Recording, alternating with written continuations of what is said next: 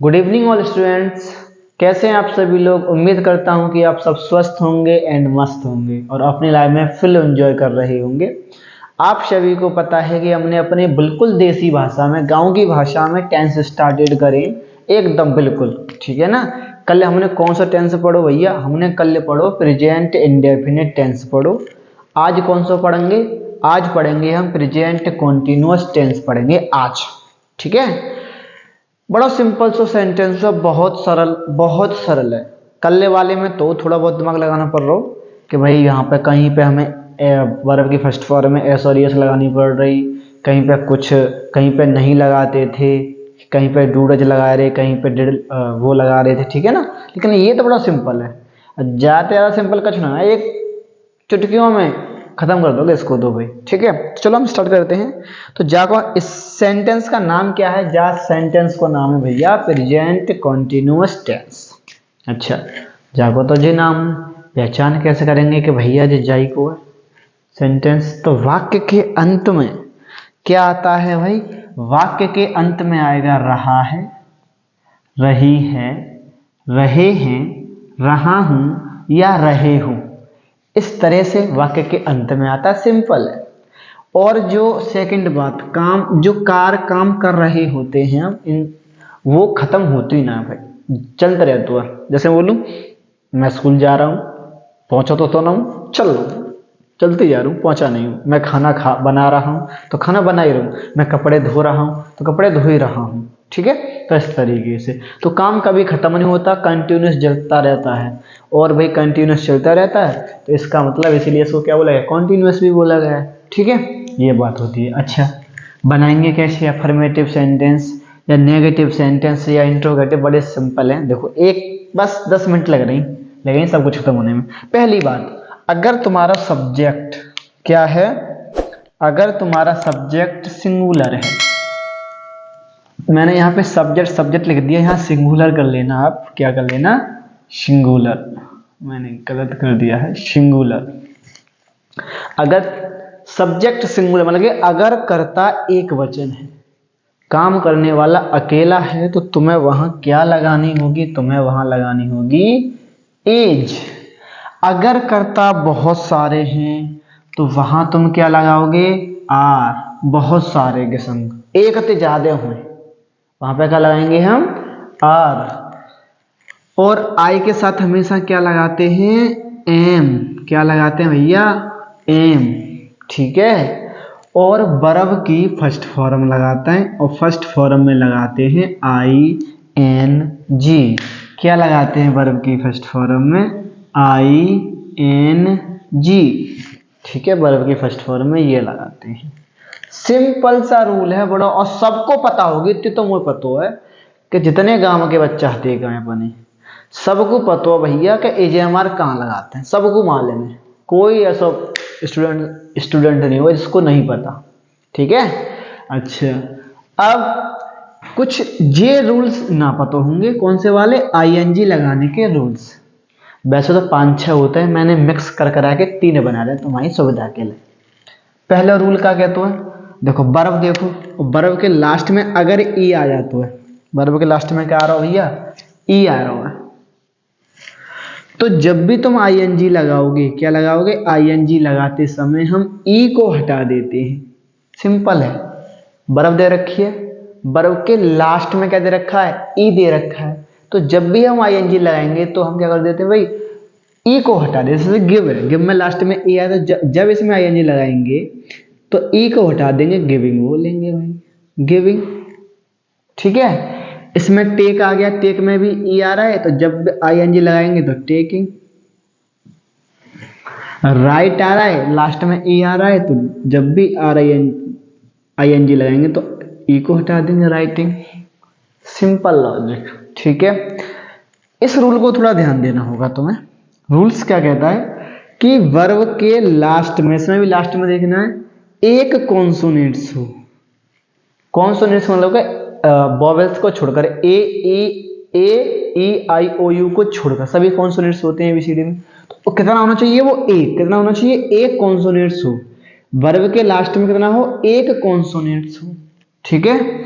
इसके बाद और उससे पहले एक वोवेल हो, वोवेल माने ए ई आई ओ यू, मतलब कि लास्ट में एक कॉन्सोनेंट्स हो, उससे पहले एक वोवेल हो, तो डब्ल्यू आर वाई, ये बात ध्यान रखनी है, डब्ल्यू आर वाई को छोड़कर लास्ट कॉन्सोनेंट्स को डबल बार लिखते हैं। तो लास्ट में जो कॉन्सोनेंट्स होता है उसको 2 बार लिखते हैं। समझो बात क्या कहना चाह रहे हो जी, कि मान चलते हैं कोई मीनिंग आई, मीनिंग के लास्ट में क्या है, कोई कॉन्सोनेंट्स है, कॉन्सोनेंट्स मतलब क्या, ए ई आई ओ यू को छोड़ के है।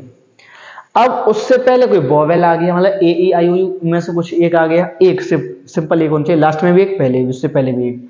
तो जब हम लिखते हैं उसको लास्ट में, तो उसको 2 बार लिख देते हैं। क्या लिख देते हैं? 2 बार। जैसे देखो लास्ट में क्या आया भाई, पी, जब इसमें आई एन जी जोड़ेंगे, पी एक हमारा कॉन्सोनेंट्स है, एक ही आया है, और इससे जस्ट पहले क्या आ गया, एक वोवेल आ गया। तो जब हम इसमें आई एन जी जोड़ेंगे तो इस पी को कितनी बार लिख देंगे, 2 बार। स्टॉपिंग, ऐसे ही कट, तो सी यू टी डबल टी बन जाएगा आई एन जी, क्योंकि टी से पहले यू था, अब एम से पहले सिंगल वोवेल आया है। तो जब भी हम स्विम लगाएंगे तो इसमें एम कितनी बार लिखी जाएगी, 2 बार स्विमिंग। ये रूल वैसे यही रूल जो लिखा है मैंने, ये 2-3 उसमें लिखा हुआ है, मैंने सिंपल सा लॉजिक लिख दिया बस, ठीक है। बस डब्ल्यू आर वाई नहीं होना चाहिए, ध्यान रखना। जैसे मैं बोलूँ प्ले, प्ले में हम आई एन जी जब भी लगाएंगे, मैंने क्या बोला, प्ले,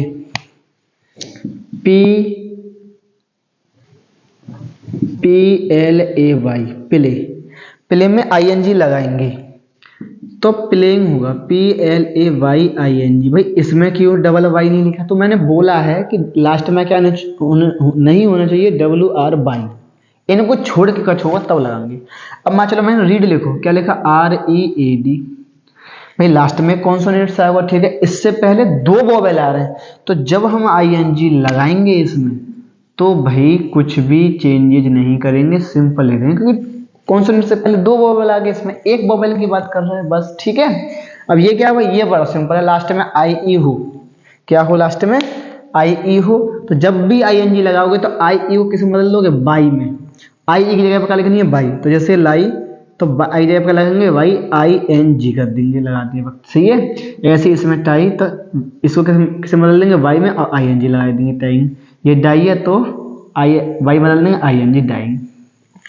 बनाने का सिंपल सा रूल है, सबसे पहले तुम्हें सब्जेक्ट लगाना है, उसके बाद एजेएमआर लगानी है, फिर वर्ब की फर्स्ट फॉर्म में आईएनजी जोड़नी है, उसके बाद object and etc. Simple logic. बनाएंगे कैसे, सबसे पहले देखो, जब बताता हूँ मैं एक पत्र लिख रहा हूँ, तो मैं की आई, सब्जेक्ट लग गया हमारा, फिर एज एम आर का लगाएंगे, आई के संग एम लगाता है हम भाई, तो आई के साथ एम, आई एम, ठीक है। फिर वर्ब की फर्स्ट फॉर्म कर रहा हूँ मैं, लिख रहा हूँ, लिखना की क्या है, right, W R I T E होता है, लेकिन आई एन जी लगाते वक्त ई को हटा देते हैं, तो राइटिंग, ठीक है। क्या, एक पत्र, तो a letter, I am writing a letter, हो गया जी, सिंपल।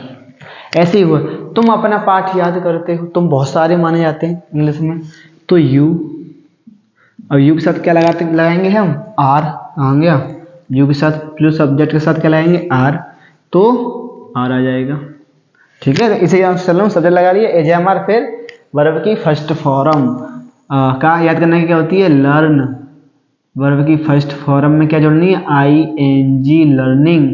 अच्छा, इससे पहले मैंने देखो यहाँ पे लास्ट में लर्न की L E A R N है, तो कितने कॉन्सोनेंट्स आ गए, 2। इस रूल में क्या बोला था, 1 होना चाहिए, ठीक है, इसीलिए आई एन जी लगाते वक्त एन को हमने 2 बार नहीं लिखा।